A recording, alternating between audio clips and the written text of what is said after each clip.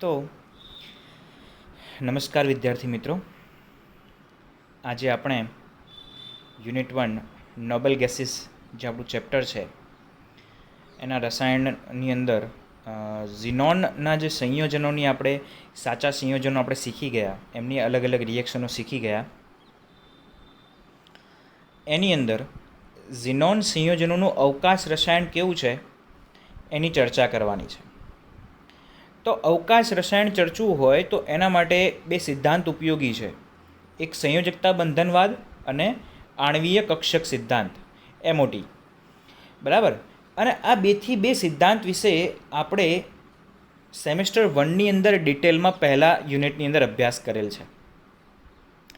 તો સૌપ્રથમ આપણે સંયોજકતા બંધનવાદની વાત કરીએ. તો સંયોજકતા બંધનવાદ જે છે એની રચના સમજવા માટે અનુનાદ અને સંકરણ એના આધારે આપણે સમજી લઈશું. પ્રથમ અનુનાદ, રેઝોનન્સ.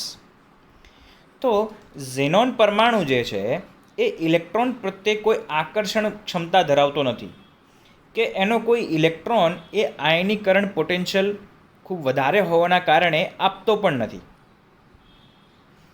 આથી તેનું સ્થાયિત્વ તેના અલગ અનુનાદ રૂપોના સંકર રૂપે સમજાવી શકાય. કે ભાઈ XeF2 જે બને છે, બરાબર, એ સંયોજન કેમ સ્થાયી છે? તો Xe જે છે એ પોતાનું સ્થાન, ઝેનોન જે છે એ પોતાનું સ્થાન એક Fથી બીજા ફ્લોરિન, એટલે કે એક ફ્લોરિનના મોલિક્યુલ સાથેથી બીજા ફ્લોરિનના મોલિક્યુલ સાથે વારાફરતી ચેન્જ કર્યા કરે છે. અને આ અનુનાદના કારણે એની ઉર્જાની અંદર ઘટાડો થાય છે.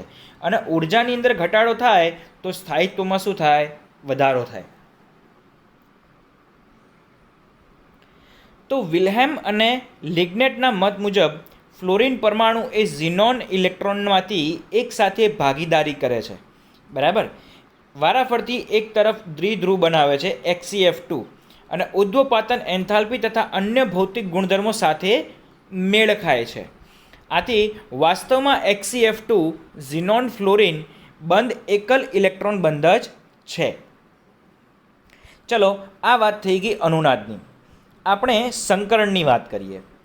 તો કે ભાઈ વધુ વિદ્યુત ઋણ ફ્લોરિન છે. સૌથી વધારે વિદ્યુત ઋણ કોઈ આવર્ત કોષ્ટકની અંદર હોય તો એ છે ફ્લોરિન. તો ફ્લોરિન શું કરે છે? ઝીનોનની બાહ્ય કક્ષા જે છે એ કક્ષકોને સક્રિય બનાવે છે, જેથી ભરાયેલ P કક્ષકોની અંદરથી 1, 2 કે 3 ઇલેક્ટ્રોન બહારની જે D કક્ષક છે એની અંદર ઉત્તેજિત થાય છે. જો D કક્ષકની અંદર ઉત્તેજિત થાય તો એક ઇલેક્ટ્રોન જો પણ P કક્ષકમાંથી ત્યાં જતો હોય તો 2 જગ્યા ખાલી પડે, એટલે 2 ઇલેક્ટ્રોન સમાય. જો 2 ઇલેક્ટ્રોન જતા હશે તો ટોટલ 4 કક્ષકો ખાલી પડે, એટલે 4 ઇલેક્ટ્રોન સામે 4 ફ્લોરિન જોડાઈ શકે. અને જો 3 ઇલેક્ટ્રોન જાય તો સામે 6 ફ્લોરિનના મોલિક્યુલ્સ યુઝ થઈ શકે છે. એના પરથી XeF2, XeF4 અને XeF6 આમ 3 સંયોજન બને છે. તો હવે આમનું સંયોજન બને છે કેવી રીતે? એ સંકરણના આધારે એમનો આકાર કેવો છે એ દરેક વસ્તુ આપણે જોઈએ. સૌ પ્રથમ XeF2, આ એનો આકાર છે. તમે દેખી શકો છો કે Xe સાથે એની 3 લોન પેર જોડાયેલી છે અને 2 ફ્લોરિન જે છે એ 180 અંશના એંગલે એકબીજાથી દૂર દૂર ગોઠવાયેલા છે. તો આ જે 3 લોન પેર છે એ અને F જે 2 મોલિક્યુલ જોડાય છે એ દરેક વસ્તુ આપણે સમજવાનો પ્રયત્ન કરીએ. દેખો, ટોટલ 10 સંયોજકતા થવાની છે, બરાબર. તો એની અંદર 8 જે છે એ કોના છે? ઝેનોનના છે, અને 2 જે છે એ ફ્લોરિન છે. જેના માટે 5 કક્ષકોની જરૂર પડે છે. એક છે 5s, 3 5p અને 1 5d. એટલે અહીંયા જે સંકરણ મળે છે એ sp3d પ્રકારનું સંકરણ દેખવા મળે છે, બરાબર.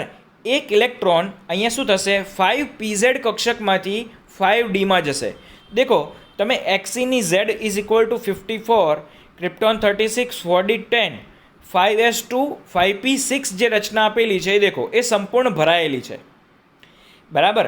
અને સામે ફ્લોરિનની Z 9 આપેલો છે, બરાબર. એની દેખો 1s2 2s2 2px2 2py2 અને 2pz1.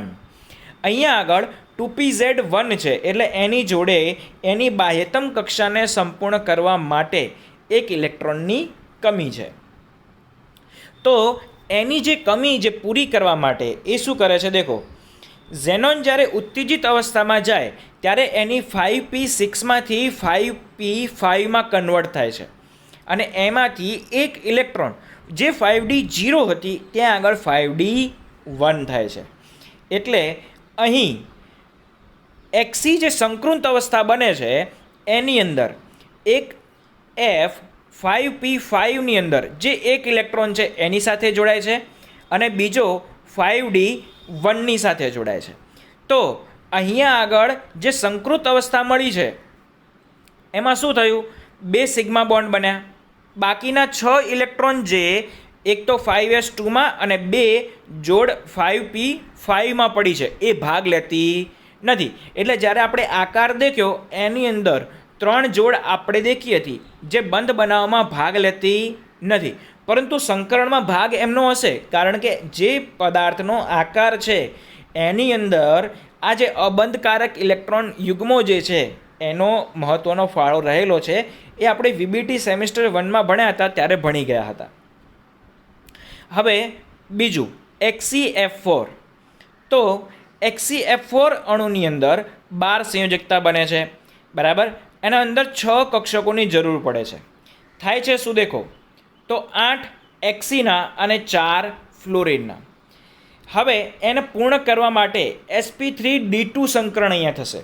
કેવી રીતે, તો દેખો એક્સીની નોર્મલ અવસ્થા આપણને ખબર છે 5s2 અને 5p6.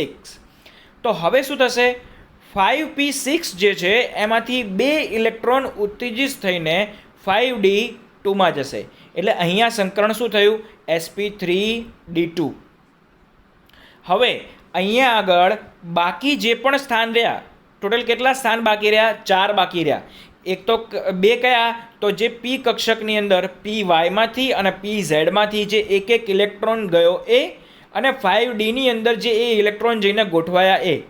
એટલે ટોટલ 4 જગ્યાએ Fના 4 જે મોલિક્યુલ છે એ જોડાશે.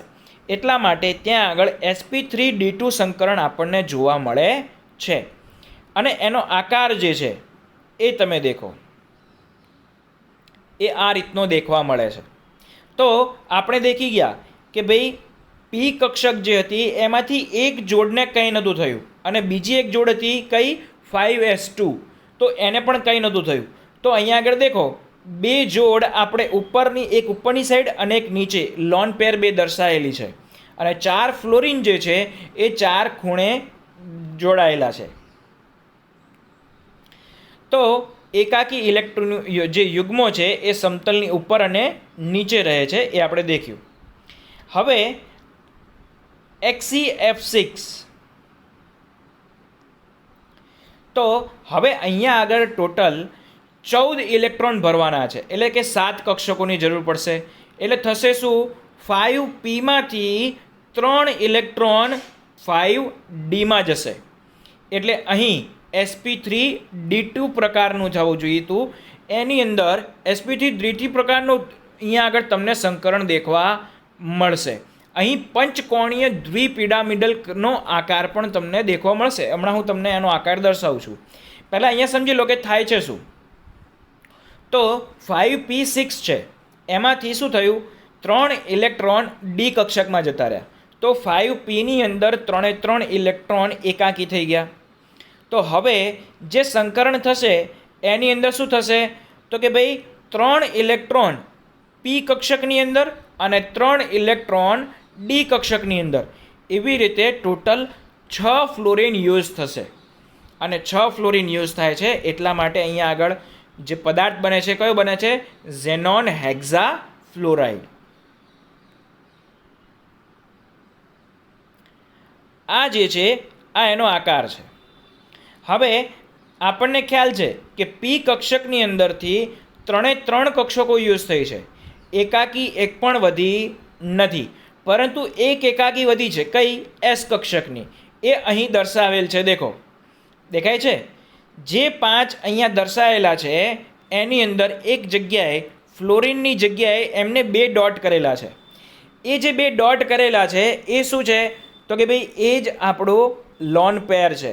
બરાબર. અહીંયા આગળ પંચકોણીય તમે દેખી શકો છો, 2 બાજુ પિરામિડ બને છે. બરાબર. દ્વિપિરામિડલ છે પંચકોણીય. તો અહીંયા આગળ તમે દેખી શકો છો એક ફ્લોરિન ટોપ પર છે, બીજો ફ્લોરિન નીચે છે, અને એક જે લોન પેર છે એ આખી અલગ તમે દેખી શકો છો.